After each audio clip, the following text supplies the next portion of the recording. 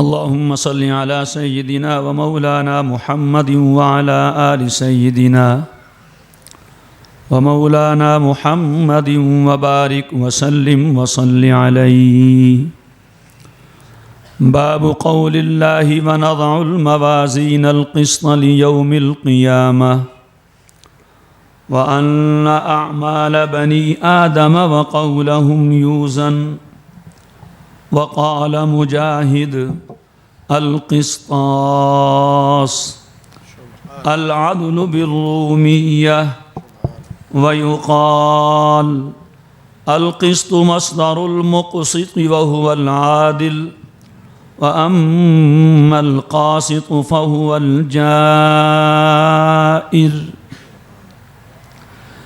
بالسند المتصل منا إلى الإمام الهمام الحافظ الحجة أمير المؤمنين في الحديث أبي عبد الله محمد بن إسماعيل البخاري رحمه الله تعالى قال: حدثنا أحمد بن إشكاب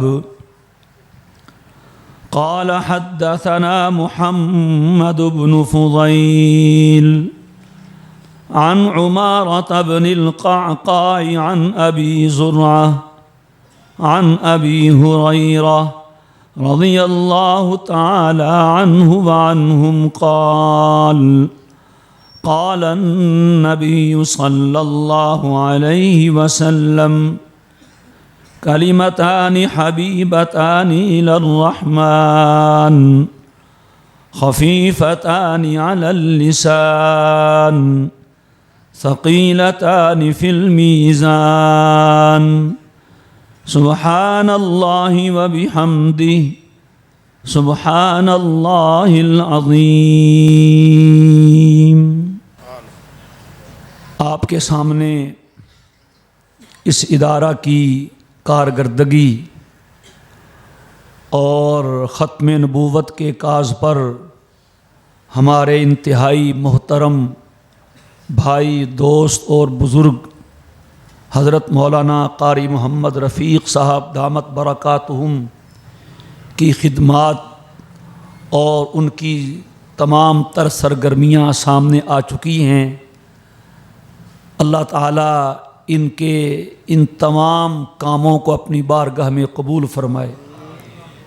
یہاں بیٹھتے ہوئے مجھے علامہ ابن کثیر رحمہ اللہ تعالیٰ کا ایک قول یاد آ رہا تھا کہ انہوں نے والسابقون السابقون اولئک المقربون کے تحت لکھا ہے کہ قیامت کے دن لوگوں کی 3 قسمیں ہوں گی. کچھ لوگ اللہ تعالیٰ کے عرش کے دائیں طرف ہوں گے، یہ سارے جنتی ہوں گے. اور کچھ لوگ عرش کے بائیں طرف ہوں گے، اللہ ہم سب کو بچائے، یہ جہنمی ہوں گے. اور کچھ لوگ جو اللہ تعالیٰ کے عرش کے بالکل سامنے ہوں گے، VIP لوگ، وہ کون ہوں گے؟ اس کے بارے میں ابن کثیر رحمہ اللہ تعالیٰ نے بہت سے قول نقل کیے ہیں، لیکن جس بات کو انہوں نے زیادہ صحیح قرار دیا وہ لکھتے ہیں کہ اللہ تعالیٰ کے عرش کے بالکل سامنے وہ لوگ ہوں گے جو دنیا میں ہر نیکی کے کام میں آگے بڑھ چڑھ کر حصہ لیتے تھے. جو بھی موقع آتا آگے بڑھتے. تو چونکہ دنیا میں ہر نیک کام میں آگے بڑھتے تھے تو اللہ نے قیامت کے دن بھی ان کو آگے بڑھا دیا ہے. اور صحیح بخاری ہی کی روایت ہے، جناب نبی کریم علیہ الصلاۃ والسلام حضرت علی ابن ابی طالب رضی اللہ تعالی عنہ کو خیبر فتح کرنے کے لیے بھیج رہے ہیں. دعا بھی دی ہے، ان کی آنکھوں میں اپنا لعاب مبارک بھی لگایا ہے اور یہ فرمایا: یا علی لَأَن يَهْدِيَ اللَّهُ بِكَ رَجُلًا خَيْرٌ لَكَ مِنْ حُمُرِ النَّعَمِ، کہ تم جا تو رہے ہو خیبر کو فتح کرنے، یہودیوں سے لڑنے، لیکن یہ بات یاد رکھنا، اگر تمہارے ہاتھ پر اللہ نے کسی ایک بندے کو ہدایت دے دی تو تمہارے لیے سرخ اونٹوں سے زیادہ بہتر ہوگا۔ اور علماء کرام جانتے ہیں عرب میں اونٹ سب کچھ سمجھا جاتا تھا، اور سرخ اونٹ تو بہت قیمتی ہوتا تھا۔ جس کے پاس اونٹ تھا اس کے پاس کھانا بھی تھا، جس کے پاس اونٹ تھا اس کے پاس پینا بھی تھا، جس کے پاس اونٹ تھا اس کے پاس گھر بھی تھا، جس کے پاس اونٹ تھا اس کے پاس سواری بھی ہوتی تھی، تو اونٹ سب کچھ تھا بہرحال۔ تو یہ قادیانیوں کو مسلمان کرنا میں سمجھتا ہوں اس دور کی سب سے بڑی ضرورت ہے۔ اس وقت جو کام کرنے کا تھا وہ ہمارے اکابرین نے کیا ہے الحمدللہ۔ اب ضرورت یہ ہے، اب اس کی دوسری صدی ہے اور انشاءاللہ چند دہائیاں باقی ہیں، اللہ نے اس فتنے کو ختم کر دینا ہے اور پتہ نہیں اللہ اس کام کے صدقے میں کس کس کو کتنا نوازنا چاہتا ہے۔ تو بہرحال خوش قسمت ہیں حضرت، میں دیکھ رہا تھا خود بھی اور سارا خاندان بھی، ایک ایک بچہ ان کا، ایک ایک بیٹا ان کا، ان کے نواسے، ان کے پوتے تک اس کام میں لگے ہوئے ہیں۔ اللہ پوری نسل کو قیامت تک کے لیے چن لے۔ اب چونکہ وقت تھوڑا ہے، حضرت نے 10-12 منٹ کہا ہے، میں اپنے جذبات کو یہیں رکھتے ہوئے جو بخاری شریف کی بات ہے انشاءاللہ میں کوشش کروں گا 10 منٹ میں پوری کر لوں۔ یہ صحیح بخاری شریف ہے اور نبی کریم علیہ السلام نے زندگی میں جو کیا، جو فرمایا، اس کا یہ مجموعہ ہے۔ اللہ تعالیٰ نے نماز کا حکم دیا ہے اور بڑی تاکید کی ہے، لیکن قرآن کریم نے کہیں نماز کا طریقہ نہیں بتایا۔ کیا ہو جاتا اگر 1-2 سطر میں نماز کا طریقہ بتا دیا جاتا؟ نہیں، اقیم الصلاۃ، اقیم الصلاۃ، یقیمون الصلاۃ بار بار کہا۔ جہاں تک تعلق ہے طریقے کا تو کہا میں نے اپنا محبوب بھیج دیا ہے، بس اس کو دیکھو جیسے یہ نماز پڑھتا ہے تم نے ویسے پڑھنی۔ تو یہ وہ حدیث ہے، اور امام بخاری رحمہ اللہ تعالی نے اس کا آخری باب جو ہے باب قول اللہ ونضع الموازین القسط لیوم القیامہ، اس پہ قائم کیا ہے۔ گویا قیامت کے دن پہ آخری باب قائم کیا ہے۔ مناسبت یہ ہے کہ قیامت کا دن دنیا کے دنوں میں سے سب سے آخری دن ہے، اور یہ باب بھی اس کتاب کا آخری باب ہے۔ تو بتانا چاہتے ہیں کہ میں کتاب کے آخری باب کو دنیا کے آخری دن پر قائم کر رہا ہوں۔ اس دن کیا ہوگا؟ کوئی جلسہ ہوگا، کوئی رونقیں لگیں گی، کوئی دیگیں پکیں گی، کوئی انعامات تقسیم ہوں گے، ہاں ہوگا، سب کچھ ہوگا، مگر اس سے پہلے حساب و کتاب ہوگا۔ اور حضرت امام بخاری رحمہ اللہ تعالی متوجہ کرنا چاہتے ہیں کہ دنیا کے حساب میں پڑے ہوئے میرے بھائیوں یہ بھی کرو، مگر اس دن کا بھی خیال رکھو جس دن تمہارا اپنا حساب ہونا ہے۔ حساب کے 2 طریقے ہوتے ہیں، ایک حساب گن کے ہوتا ہے، آپ انڈے، کیلے وغیرہ گن کر لیتے دیتے ہیں، اور ایک حساب تول کے ہوتا ہے، آپ گندم، چنا اور سیب اور انار یہ تول کے لیتے دیتے ہیں۔ تو یہاں پر یہ باب قائم کر کے بتایا کہ اللہ نے جو حساب لینا ہے وہ گننے کا نہیں ہوگا، تولنے کا ہوگا۔ اور کمال ہے یہ امام بخاری رحمہ اللہ تعالیٰ کا۔ طالبات کو یاد ہوگا جب کتاب شروع ہوئی تھی تو پہلی حدیث تھی انما الاعمال بالنیات۔ استاذ محترم نے، معلمہ صاحبہ نے بتایا ہوگا کہ امام بخاری یہ حدیث لائے ہیں یہ بتانے کے لیے کہ آؤ ہم سب سے پہلے اپنی نیت کو صحیح کر لیں، اس لیے کہ جب تک نیت صحیح نہ ہو تو نہ کسی بڑے سے بڑے کام کا کوئی فائدہ ہے اور نہ کسی چھوٹے سے چھوٹے کام کا کوئی فائدہ ہے۔ کسی نے حضرت شیخ مولانا زکریا رحمہ اللہ سے پوچھا حضرت یہ تصوف کیا ہے؟ حضرت نے فرمایا یہ تصوف انما الاعمال بالنیات ہے، بس اس میں دل ٹھیک ہو جاتا ہے، کیونکہ نیت دل سے ہوتی ہے، نیت ٹھیک ہو گئی تو سب کچھ ٹھیک ہو جاتا ہے۔ اور آج آخری باب ہے، آخری حدیث ہے، یہاں پر بھی اخلاص کی تعلیم، وہ کیسے اعمال کو تولا جائے گا، اور حدیث پاک میں ہے عمل میں وزن اخلاص سے پیدا ہوگا۔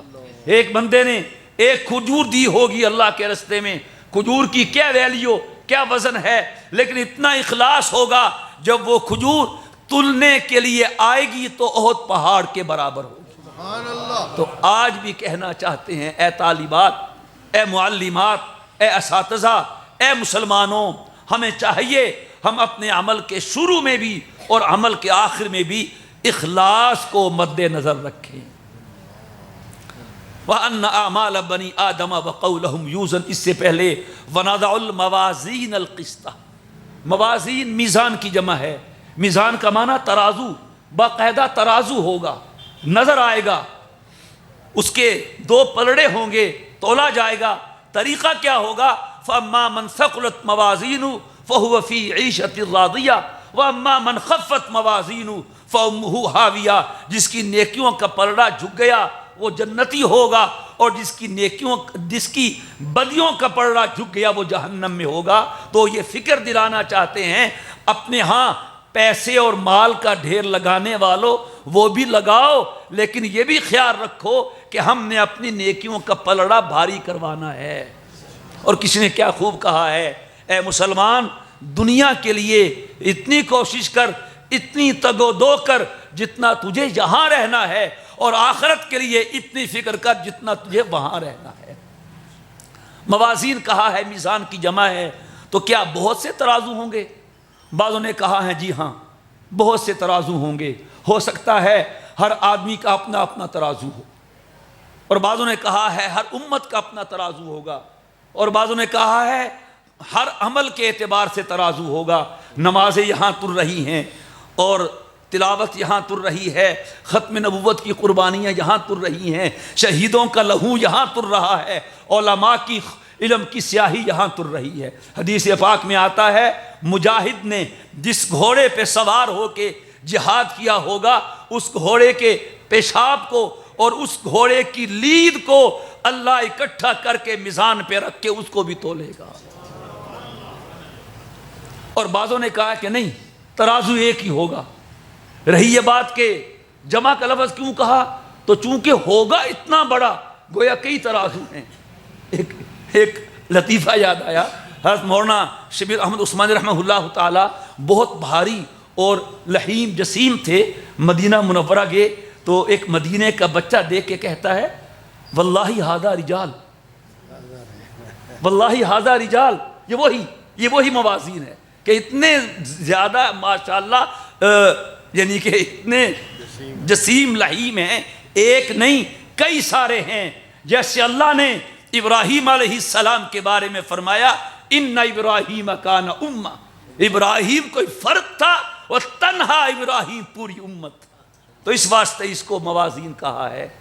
وَأَنَّ أَعْمَالَ بَنِي آدَمَ وَقَوْلَهُمْ يُوزَنْ، بنی آدم کے اعمال کو اور اقوال کو تولا جائے گا، ہم تولیں گے۔ یہ ایک سوال ہوتا ہے کہ عمل تو عرض ہے، تولنے کے لیے حجم جسم چاہیے، جوہر تولا جاتا ہے، عرض تو نہیں تولا جاتا۔ میں سمجھانے کے لیے مثال عرض کرتا ہوں، گلاب کا پھول ہے، گلاب کا پھول تو تڑ سکتا ہے، کبھی گلاب کی خوشبو بھی تولی جاتی ہے؟ تو انسان خود جوہر ہے، اس کا عمل ایسے ہی ہے جیسے گلاب کا رنگ یا گلاب کی خوشبو، تو وہ کیسے تولا جائے گا؟ اس زمانے کے علماء نے کہا بھئی ہمیں نہیں پتا، اللہ نے کہہ دیا ہم ایمان لے آئے، وہ کیسے تولے گا وہ جانے، اس کا کام جانے۔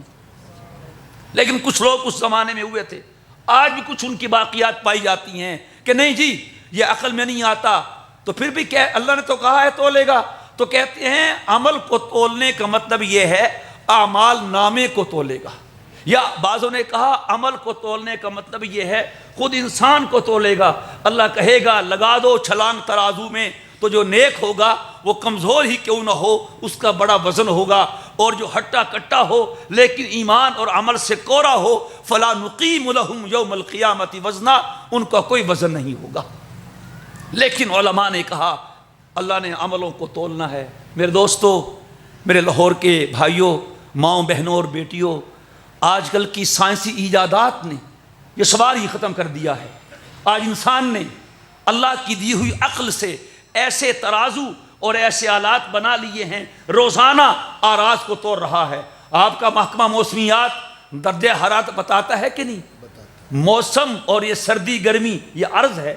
آپ کا تھرمامیٹر آپ کا بخار تولتا ہے، گاڑی کے ٹائروں میں ہوا تول کے بھری جاتی ہے، گیس بجلی تولی جاتی ہے، یہ سب آراز ہیں۔ اگر انسان ایسے آلات ایجاد کر سکتے ہیں، اس میں سردی گرمی گیس بجلی بخار کو تولا جائے، تو کیا اللہ قادر نہیں وہ ایسا ترازو بنائے جس میں نماز کو روزے کو تولا جائے؟ وہ بالکل قادر ہے، وہ تولے گا۔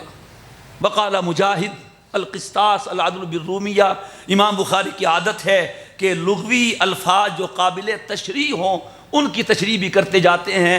لفظ آیا تھا قسط کا، اور قسط سے ملتا جلتا لفظ قسطاس ہے، اور قسطاس بھی قرآن کریم میں ہے، وزنوا بالقسطاس المستقیم۔ تو بتا دیا قسطاس رومی زبان کا لفظ ہے، یعنی پہلے رومی میں تھا، پھر رومی سے عربی میں آ گیا، اصل اس کی رومی ہے، اب عربی ہی میں ہے، اس واسطے کہ قرآن کریم جو ہے وہ کتاب عربی مبین ہے، اس کا معنی ہے انصاف۔ آگے طالبات کے لیے ایک لغوی تحقیق پیش کی کہ قسط کا استعمال مزید فی سے بھی ہے اور مجرد سے بھی ہے۔ مزید فی سے استعمال ہو تو اس کا معنی انصاف کرنا ہوتا ہے، اور مجرد سے استعمال ہو اس کا معنی ظلم کرنا ہوتا ہے۔ چنانچہ مقسط کا معنی ہے عادل، اور قاسط کا معنی ہے ظالم اور جائر۔ وَأَمَّا الْقَاسِطُونَ فَكَانُوا لِجَهَنَّمَ حَطَبًا۔ اس کے بعد سند ہے۔ امام بخاری کا طریقہ یہ ہے کہ ترجمے میں اور باب میں دعویٰ کرتے ہیں، پھر حدیث دلیل کے طور پہ لے آتے ہیں۔ دعویٰ کیا تھا ان اعمال بنی آدم وقولہم یوزن، بنی آدم کے اعمال کو اقوال کو تولا جائے گا۔ دلیل حدیث پیش کی، دو کلمے رحمان کو پسند ہیں، زبان پہ بھری بھاری، زبان پہ ہلکے ہیں، ثقیلتان فی المیزان، ترازو میں بھاری ہیں۔ یہ ہے محل استشہاد، جسے ہماری زبان میں موضع ترجمہ کہتے ہیں، یہ دلیل ہے۔ دعویٰ تھا ان اعمال بنی آدم وقولہم یوزن، کہ اعمال انسان کے بنی آدم کے اعمال کو اور اقوال کو تولا جائے گا۔ دلیل ثقیلتان فی المیزان، وہ دو کلمے ترازو میں بھاری ہوں گے۔ تو بھاری ہونا کیسے معلوم ہوگا؟ تولنے سے معلوم ہوا اعمال کو بھی تولا جائے گا اور اقوال کو بھی تولا جائے گا۔ حدیث کی بالکل مختصر سی تشریح کہ فرمایا سرکار دو جہاں صلی اللہ تعالی علیہ وسلم نے دو کلمے رحمان کو پسند ہیں، دو کلمے فرمایا کلیمتانی ای کلامانی حبیبتانی محبوبتانی ای محبوب قائلہما۔ وہ کلمے ایسے پسند ہیں، کلمے کیا پسند ہیں؟ کلمہ پڑھنے والا اللہ کا محبوب بن جاتا ہے۔ جب یہ فرمایا دو کلمے رحمان کو پسند ہے، رحمان بڑا ہے کہ نہیں؟ کتنا بڑا ہے؟ کتنا بڑا ہے؟ بہت بڑا ہے۔ ہم اس کی بڑائی کا جو تصور بھی اپنے دل میں قائم کر لیں وہ اس سے بڑا ہے، وہ ماورا ہے عقل سے۔ تو دل میں تو آتا ہے، سمجھ میں نہیں آتا، بس جان گیا میں تیری پہچان یہی ہے۔ تو جب یہ فرمایا دو کلمے رحمان کو پسند ہے، تو خیال آیا یا اللہ، رحمان کی پسند بڑے کی پسند تو بہت بڑی ہوتی ہے، کیوں جی؟ چھوٹے کی پسند چھوٹی، بڑے کی پسند بڑی، تو وہ تو پتہ نہیں کیسی پسند ہوگی، کیسے بڑے مشکل کلمے ہوں گے، ہم ادا بھی کر سکیں گے کہ نہیں؟ فرمایا نہیں، رحمان کی پسند ہے زبان پہ ہلکے ہیں، خفیفتان علی اللسان، ہلکے، چھوٹا بڑا، عرب عجم، پڑھا لکھا ان پڑھ، مرد عورت، بچہ بچی، جو بھی کہنا چاہے آسانی سے کہہ لے گا، سبحان اللہ۔ خفیفتان علی اللسان، جب فرمایا زبان پہ ہلکے ہیں تو پھر سوال پیدا ہوا، اوہو، اگر آج زبان پہ ہلکے ہیں تو کل ترازو پر بھی ہلکے ہوں گے؟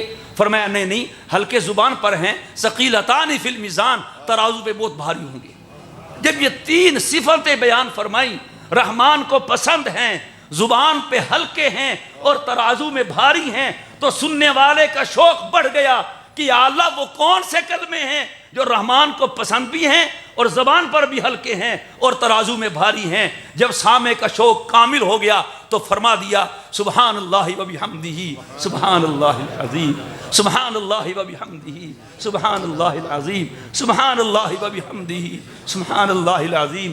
کمال ہے امام بخاری کا میرے دوستو، حدیث کی کتاب ہے، حدیث پہ تو ختم ہونی ہی تھی، لیکن امام بخاری نے اپنی اس کتاب کو اللہ کے نام پہ ختم کر کے ہم سب کو یہ سبق دیا ہے، اے طالبات، اے معلمات، اے اساتذہ، اے علماء، اے مسلمانوں، اے ختم نبوت کے مجاہدوں، میں نے اپنی کتاب کو اللہ کے نام پہ ختم کیا ہے۔ تم بھی خیال کرنا جب تمہاری زندگی کی کتاب ختم ہونے لگے تو تمہاری زبان پر بھی اللہ کا نام آ جائے۔ اور حدیث میں آتا ہے من کان آخر کلامہ لا الہ الا اللہ داخل الجنہ۔ یہ ابو زرع جو ابو ہریرہ کے شاگرد ہیں، بہت بڑے محدث تھے، ہزاروں کا مجمع ان کا سبق سنتا تھا۔ اس زمانے میں لاؤڈ سپیکر نہیں ہوتے تھے، مکبر ہوتے تھے، جس طرح رائیونڈ کے اجتماع میں اذان کے نماز کے مکبر ہوتے ہیں۔ استاد ایک جملہ کہتا، آگے شاگرد نقل کرتا، وہ آگے کرتا، جب سب سن لیتے پھر استاد دوسرا جملہ کہتا۔ ابو زرع بیٹھے ہوئے ہیں، حدیث پڑھا رہے ہیں، سننے والے سن رہے ہیں، لکھنے والے لکھ رہے ہیں۔ ابو زرع کہتے ہیں قال رسول اللہ صلی اللہ علیہ وسلم، رسول اللہ صلی اللہ علیہ وسلم نے فرمایا۔ شاگرد کہتا ہے قال رسول اللہ، پھر اگلا کہتا ہے، پھر اگلا کہتا ہے، پھر شیخ کہتے ہیں من کان آخر کلامہ، جس کا آخری کلام یہ ہوا۔ اگلا کہتا ہے من کان آخر کلامہ، آخر تک آواز پہنچ گئی۔ یہ ابو زرع کہتے ہیں لا الہ الا اللہ، استاد کہتے ہیں آگے شاگرد لا الہ الا اللہ، لا الہ الا اللہ۔ جب ان کی باری آئی روح پرواز کر گئی، روح پرواز کر گئی۔ ان کا بڑا شاگرد کھڑا ہوتا ہے اور کندھے پہ ہاتھ رکھ کے کہتا ہے دخل الجنہ، دخل الجنہ۔ آگے آواز چلی جاتی ہے، وہ حدیث کے الفاظ نقل کرتے ہیں ابو زرع نے جنت میں داخل ہو کے بتا دیا ہے کہ یوں جنت میں داخل ہوا جاتا ہے۔ یہی دے رہے ہیں سبق۔ اور میرے دوستو، مرتے وقت کلمہ زبان پہ آتا ہے جب زندگی بھر کلمہ زبان پہ رہے، زندگی بھر کلمہ دل میں رہے۔ میری ماں بہنوں بیٹیوں، وقت نہیں ہے۔ رابعہ بصریہ کو خواب میں رابعہ بصریہ ملی، اس نے پوچھا رابعہ بتاؤ کیا ہوا؟ کہتی تھی ہاں آئے تھے میرے پاس بھی منکر نکیر، مجھے بھی کہتے تھے مر ربو کی۔ پھر کہتی ہے میں نے کہا جاؤ منکر نکیرو رب سے پوچھو۔ رابعہ پوچھتی ہے میں نے بلایا کب تھا؟ اللہ ہمیں بھی۔ اور امام بخاری نے اپنی کتاب کو ذکر اللہ پہ ختم کیا ہے۔ ذکر کا معنی یاد کرنا ہوتا ہے، ذکر کا معنی یاد رکھنا ہوتا ہے۔ بتانا چاہتے ہیں یہ وہ علم ہے جس کو بھولنا نہیں، یاد رکھنا ہے۔